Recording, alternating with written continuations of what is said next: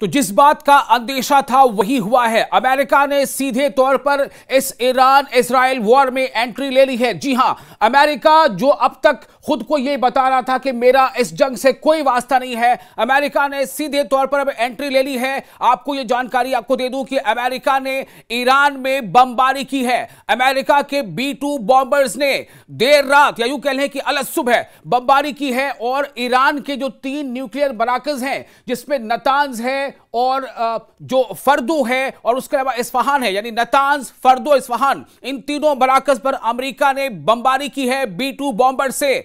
तो किसका मतलब यह हुआ कि अमेरिका सीधे तौर पर अब ईरान के निशाने पर आ गया है। ईरान ने पहले ही धमकी दी थी कि हमारा जो मामला है, हमारी जो लड़ाई वो इस्राएल के साथ है, क्योंकि इस्राएल ने सबसे पहले इस्राएल ने हमला किया ईरान पर और ईरान ने कहा कि हम इसका न सिर्फ जवाब देंगे बल्कि हम इसका हिसाब भी लेंगे और इस्राएल को सजा भी देंगे। साथ ही ईरान ने यह चेतावनी दी थी कि कोई भी मुल्क अगर हमारे इस जवाबी हमले में इस्राएल की मदद करता है उसे रोकने के लिए, तो उसको भी हम निशाना बनाएंगे। और साथ ही यह कहा था कि कोई भी मुल्क अगर इस्राएल के साथ आता है तो वो भी हमारे निशाने पर होगा। तो सीधे तौर पर अब यह ईरान का यह कहना है कि हमारे पास तमाम हुकूक हासिल हैं कि हम सीधे तौर पर उन मुल्कों के अहदाफ को निशाना बनाएंगे जिन मुल्कों ने ईरान पर हमला किया है। तो अभी तक ईरान के हमले में सीधे तौर पर इस्राएल था, लेकिन अब अमेरिका ने भी हमला करके कहीं ना कहीं वर्ल्ड वॉर 3 का बटन दबा दिया है। जी हां, आलमी जंग सोम यानी तीसरी आलमी जंग का बटन दबा दिया है। यह हर तरफ अब चर्चा हो रही है कि ईरान इसका जवाब किस तरह से देगा, ईरान किस तरह से इसका जवाब देगा। फिलहाल आपको बता दें कि ईरान ने जैसे ही ईरान पर यह हमले हुए, यानी अमेरिका ने B-2 बॉम्बर के जरिए से ईरान के इस्फहान, फर्दो और नतांज न्यूक्लियर मराकज को निशाना बनाया, उसके कुछ ही घंटों के बाद ईरान ने ताबड़तोड़ मिसाइल हमला किया है इस्राएल के ऊपर। और इस्राएल पर जो ईरान का हमला हुआ है उसकी तस्वीरें आपको हम दिखा रहे हैं। देखिए इस्राएल पर जो ईरानी हमले हुए हैं उसमें किस तरह की तबाही मची है।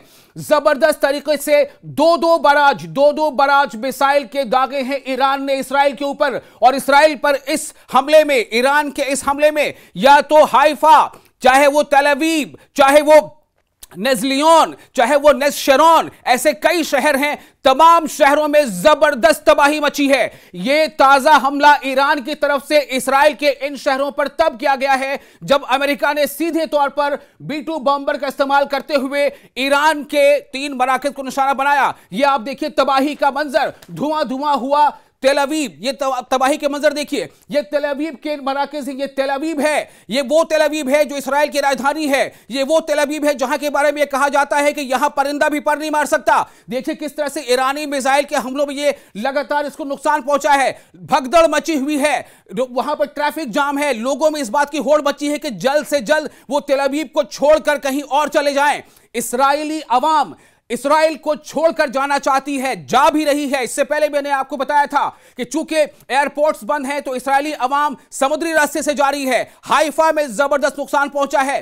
कुल खबरें ये आई हैं तबाही की, आप देखिए किस तरह से तबाही मचाई है। ये ईरान के जवाबी हमले में जो इस्राएल पर किया गया है उसका ये मंजर है। आप देख के अंदाजा करें कि इस्राएल किस तरह से पाश हो रहा है। इस्राएल की इमारतें ताश के पत्तों की तरह बिखर रही हैं। इस्राएली अवाम को यह लग रहा है कि हमारे रहनुमा ने यह कौन सा कदम उठा लिया है। इस्राएली अवाम को न दिन चैन है न रात चैन है। इस्राएली अवाम के लिए बड़ी मुश्किल है, सांसें लेना मुश्किल हो रहा है। आप तबाही के मंजर देखिए, ये वो तबाही है जो इस्राएल में हुई है। क्या आप ऐसा सोच सकते थे? क्या ऐसा लगता था पहले कि इस्राएल में कोई हमला कर सकता है? लेकिन आपको बता दें कि यह हमला किसने किया? यह हमला ईरान ने किया। कब किया? यह हमला ईरान ने तब किया जब ईरान के ऊपर अमेरिकी B-2 बॉम्बर्स ने इस्फहान, नतांज और इसके अलावा फर्दो न्यूक्लियर मराकज को नुकसान पहुंचाया। हालांकि आपको बता दें कि यह ईरान की तरफ से सीधे तौर पर यह कहा गया है, यानी कि ईरानी स्टेट मीडिया जो है उसने इस बात का दावा किया है कि अमेरिका के हमले में हमें ज्यादा नुकसान नहीं हुआ है। हमारे तमाम जो न्यूक्लियर मराकज है उस पर जो हमले हुए हैं उन हमलों में हमें नुकसान इसलिए नहीं हुआ, जैसा कि ईरानी स्टेट मीडिया का दावा है कि हमने हमले से बहुत पहले ही इन तीनों मकाम से, यानी इस्फहान से और फर्दो से और नतान से जो हमारे अफजूदा जो न्यूक्लियर थे उनको हमने वहां से मुंतकिल कर दिया था, हमने उसे खाली कर दिया था। अब देखिए ये हमले तबाही के, ये तबाही किस तरह से मचाई है ईरान ने। अब इसराइल के लिए बड़ी मुश्किल हो रही है, क्योंकि अमेरिका ने सीधे तौर पर हमला कर दिया। अमेरिका ने यह बता दिया कि कहीं ना कहीं वो इसराइल के साथ था, क्योंकि अमेरिका ने यह कहा है कि इसराइल जो है वो अब ज्यादा महफूज होगा। डोनाल्ड ट्रंप का स्टेटमेंट आया था, जो अमेरिका के सदर हैं, उनका क्या स्टेटमेंट था हमले के बाद? जब B-2 बॉम्बर से अमेरिका ने ईरान पर हमला किया, उसके बाद डोनाल्ड ट्रंप ने कहा कि now I hope Israel is more safe. लेकिन क्या इसराइल सेफ है? क्या इसराइली महफूज हैं? आप देखिए तस्वीरें, ये जबरदस्त नुकसान की तस्वीरें आप देख रहे हैं। ये कहां के नुकसान की तस्वीरें हैं? ये इसराइल के अंदर की तस्वीरें हैं, ये तेल अवीव की तस्वीरें हैं। तेल अवीव में किस तरह से नुकसान हुआ है आप देखिए। बिल्डिंग्स की, इमारतों के पर खत छोड़ गए हैं, हर तरफ वहां सायरन बज रहे हैं। सायरन बजने का नाम जो है वो लगातार है, न तो सायरन थम रहा है, ना इसराइली अवाम की धड़कनें जो है वो नॉर्मल हो रही हैं। इसराइली अवाम पैनिक में है। अब आपको हम बताते हैं, उन दो तस्वीरों को दिखाना चाहेंगे हम, जो दो तस्वीर इसके मरकज में है। वो है पहली तस्वीर डोनाल्ड ट्रंप और दूसरी तस्वीर है ईरान के जो रहबरे आला है आयतुल्लाह खामनई। आप ये देखिए, ये वो तस्वीरें हैं। ये इन दो लोगों ने कहीं ना कहीं, अब ये एक नया मोड़ आएगा। लोग या तो डोनाल्ड ट्रंप के बारे में उनकी तारीफें कर रहे होंगे, या फिर लोग खामनई की तारीफें कर रहे होंगे। सवाल अब ये पैदा होता है कि डोनाल्ड ट्रंप ने आखिर ऐसा क्यों किया? क्या डोनाल्ड ट्रंप को इस बात का एहसास नहीं था कि अगर वो बटन दबाते हैं, अगर वो ईरान के जो न्यूक्लियर सेंटर्स है उस पर हमला करते हैं, तो इसका नतीजा क्या होगा? खामनई, आयतुल्लाह अली खामनई, 85 साल लगभग इनकी उम्र है, उन्होंने साफ तौर से कहा है कि हमारे पास अब इस बात के कुल्ली इख्तियार मौजूद हैं कि हमारे ऊपर चूंकि हमला हुआ है, इसलिए हम अब उन मुल्कों को जिन्होंने हम पर हमला किया है उन पर जवाबी हमले का हमारे पास पूरा इख्तियार है। आपको यह भी बता दें कि ईरान की तरफ से ये बात कही गई है कि दरअसल यूएस ने जो हमला किया, अमेरिका ने जो ईरान पर हमला किया, ये यूएन चार्टर का उल्लंघन है, ये यूएन चार्टर का वायोलेशन है, और जो बैनुल अक़वामी कवानीन हैं उसका भी, इसकी भी ये खिलाफ वर्जी है। तो बैनुल अक़वामी कवानीन की खिलाफ वर्जी की है अमेरिका ने, और B-2 बॉम्बर से हमला करके यूएन चार्टर की भी खिलाफ वर्जी की है। ये कौन कह रहे हैं? ये आयतुल्लाह अली खामनई कह रहे हैं। आयतुल्लाह अली खामनई ने पहले ही कहा था कि अगर हम पर हमला होगा तो हम उसका जवाब देंगे, और हम जबरदस्त तरीके से जवाब देंगे। हमने आपको तस्वीरें दिखाई कि इसका असर क्या हुआ है। हमला तो अमेरिका ने कर दिया, लेकिन इसराइल जो है वो पानी मांग रहा है। एक बार फिर से हम चाहेंगे अपनी टीम से कि वो हमें इसराइल की तबाही के मरकज दिखाएं। इसराइल में जो तबाही मची है उसकी तस्वीरें आप देखिए, किस तरह से इसराइल में तबाही मची है। और ये तबाही कब मची है? जब ईरान पर अमेरिका के B-2 बॉम्बर्स ने बॉम्ब गिराए। हालांकि ईरान का यह कहना है कि बमबारी से पहले हमने अपने न्यूक्लियर बराकिस से तमाम जो अफजूदा न्यूक्लियर्स हैं, यूरेनियम्स हैं, उनको कहीं और मुंतकिल कर दिया था। यानी हमने तमाम जो यूरेनियम जो मटेरियल है उसे कहीं और मुंतकिल कर दिया था। लेकिन उसके बाद भी हमला हुआ है, तो इस हमले का जवाब हम देंगे। और आप देखिए, इस हमले के बाद तबाही के ये नज़ारे, ये वो तबाही के नज़ारे हैं जो इसराइल में हुए हैं। इसराइल में हाइफा में तबाही हुई है, इसराइल में तेल अवीव में तबाही हुई है। इसराइल के पोर्ट सिटी जो हाइफा है वो तो लगभग 30 से 40% तबाह हो चुका है। जी हां, जबरदस्त धक्का लगा है इसराइल को, इकोनॉमिकली तौर पर, माशी तौर पर जबरदस्त धक्का इसराइल को लगा है, चूंकि उसकी पोर्ट सिटी, जिससे उसकी काफी बड़ी मईशत को उससे एक तक़वियत मिलती थी, पोर्ट सिटी हाइफा, तेल अवीव, यानी कि नदर्न इसराइल और सेंट्रल इसराइल, नदर्न और सेंट्रल इसराइल, इन दो जगहों पर जबरदस्त बमबारी हुई है, मिसाइल से हमले हुए हैं। और आमतौर से ऐसा होता था कि ईरान जो है जब अपने वेव ऑफ मिसाइल्स यानी बराज ऑफ मिसाइल्स को दागता था, तो उसमें एक बार बराज दागने के बाद तकरीबन फिर काफी घंटों के बाद वो मिसाइल दागता था। लेकिन इस बार क्या हुआ है?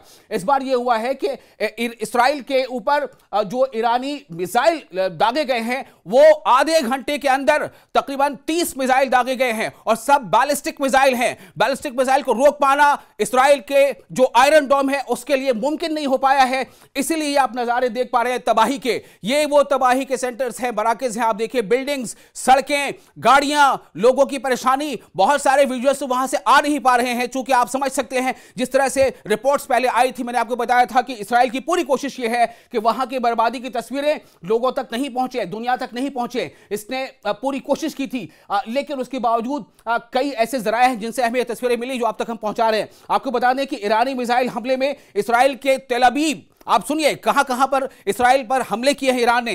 तेल अवीव में हमला, और उसके अलावा हाइफा जो पोर्ट सिटी है वहां हमला, उसके अलावा नेस्योना जो एक इस्राएल का शहर है वो हमले में तबाह हुआ है। इसके अलावा रेशॉन लेजियोन, ये सब हिब्रू ज़बान में है। रेशॉन लेजियोन ये वो शहर है इस्राएल का जो ईरानी हमले में तबाह हुआ है। अब आपको एक और बड़ी बात बताने जा रहे हैं। वो बड़ी बात यह है कि जिस पैनिक बटन को डोनाल्ड ट्रंप ने दबा दिया, हालांकि डोनाल्ड ट्रंप ने यह कहा था कि हम 2 हफ्ते का वक्त देते हैं, ईरान के पास 2 हफ्ते का वक्त है, लेकिन डोनाल्ड ट्रंप जो अमेरिका के सदर हैं कहीं ना कहीं वो अपनी बात पर कायम नहीं रहे, और 2 हफ्ते की जो उन्होंने बात कही थी उसके अंदर ही अमेरिका ने ये हमला कर दिया है। तो उनकी जो क्रेडिबिलिटी है उस पर एक बहुत बड़ा दाग लग गया है कि अमेरिकी सदर कहते क्या हैं और करते क्या हैं। ये ईरानी मीडिया और दूसरे लोग भी ये सवाल उठा रहे हैं कि अमेरिका से कैसे बात की जा सकती है, वो तो खुद अपनी बात पर कायम नहीं रहता।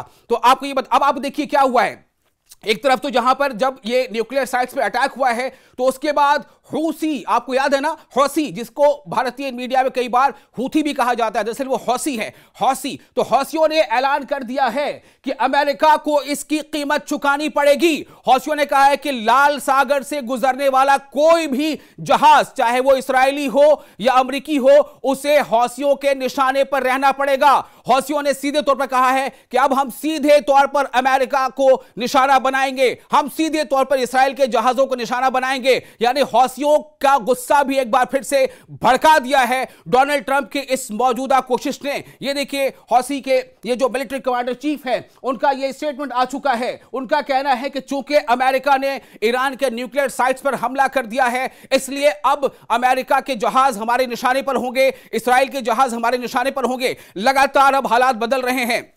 दुनिया अब यह भी देखना चाहती है, जानना चाहती है कि और जो बड़े ममालिक हैं उनका रुख अब क्या हो सकता है। आप देखिए अभी इस बात का ये सब दुनिया जानना चाह रही है कि आखिर चीन का इस पर रद्द-ए-अमल क्या होगा, इस पर रशिया का रद्द-ए-अमल क्या होगा। लेकिन डोनाल्ड ट्रंप ने ये जो किया है कहीं ना कहीं ये अमेरिका को भारी इस तरह से पड़ने वाला है कि ईरान ने अब तक अमेरिका के उन तमाम बेसिस पर, अड्डों पर कोई हमला नहीं किया था, क्योंकि ईरान सीधे तौर पर हमले में शामिल नहीं था। हालांकि ईरान ये कह रहा था कि ये हमें पता है कि इस्राएल ने जो कुछ किया है वो अमेरिका की मर्जी के बगैर नहीं किया है, लेकिन उसके बावजूद चूंकि अमेरिका सीधे तौर पर शामिल नहीं था, अब चूंकि अमेरिका ने सीधे तौर पर पैनिक बटन दबा दिया, अमेरिका ने ईरान के न्यूक्लियर मराकज पर हमला कर दिया। हालांकि ईरान ये कह रहा है कि इस मराकज के हमले में न्यूक्लियर जो हमारे मराकज हैं, जो सेंटर्स, उस पर जो अमेरिका ने हमला किया है, B-2 बॉम्बर से बमबारी की है, उससे हमें ज्यादा नुकसान नहीं पहुंचा है, सतही नुकसान पहुंचा है, सतही यानी ऊपरी ऊपर।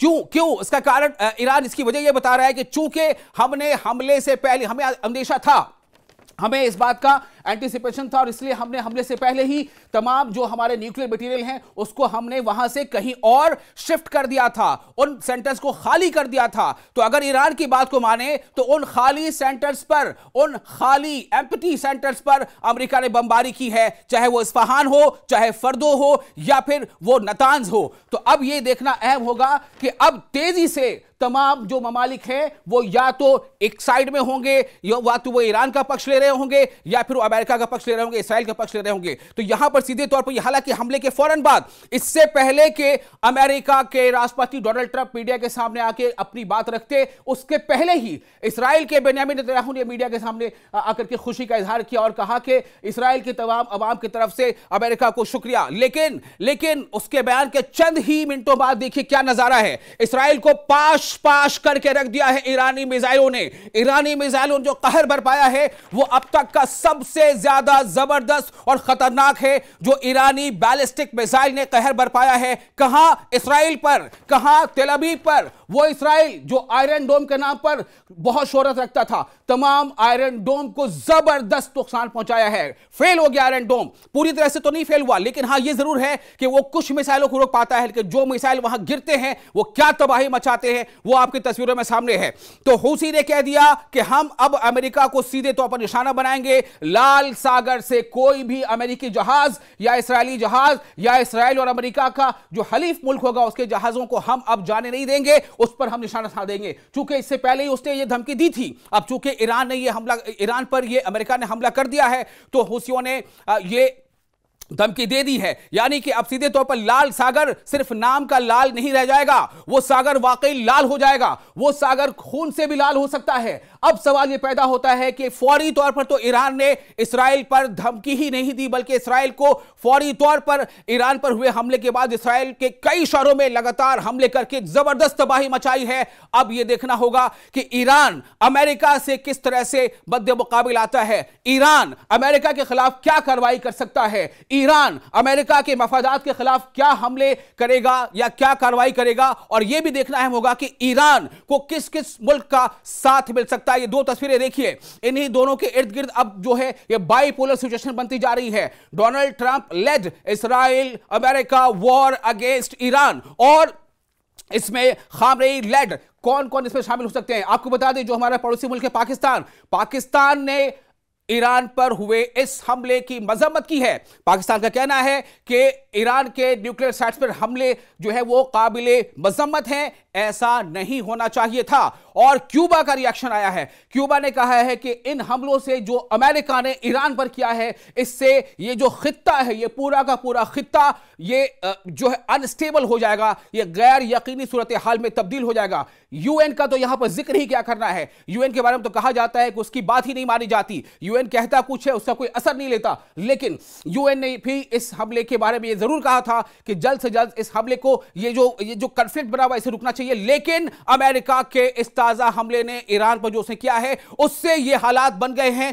कि अब ये जंग मजीद भड़केगी, अब ये जंग मजीद मुल्कों तक वसी तर होती जाएगी, और इसमें अब अमेरिका के अहदाफ भी सीधे तौर पर ईरान के निशाने पर रहेंगे।